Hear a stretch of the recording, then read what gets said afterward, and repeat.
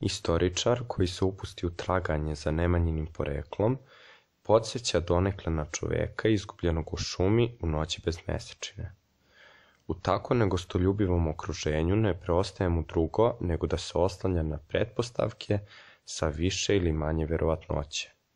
Postoji dosta zabluda o dinastiji Nemanjića, ali činjenica je da su Nemanjići bili treća dinastija, a ne prva dinastija kako mnogi govore.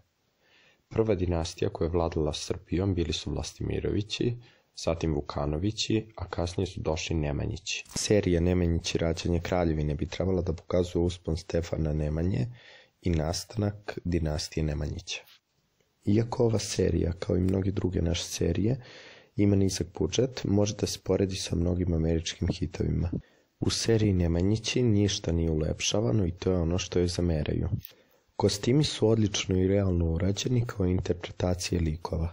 Nadam se da ova serija neće ispasti kao Sulejman Veličanstveni, zato što je tu istorija izokrenuta na glavačke. Ono što se mnogima nije svidjelo, mada i meni je malo zasmetalo, to su par scena koje su prikazane u traileru, gde, na primjer, glumci stoje na snegu, ali sneg se ne vidi na njihovim plaštajima, ali to su jednostavno sitnice koje se daju ispraviti produkcijom nekom boljom. Nemanjići jesu bili jaki i značajni vladari tog vremena, ali dosta njihovih postupaka je ostalo zanemareno i zaboravljeno u istoriji.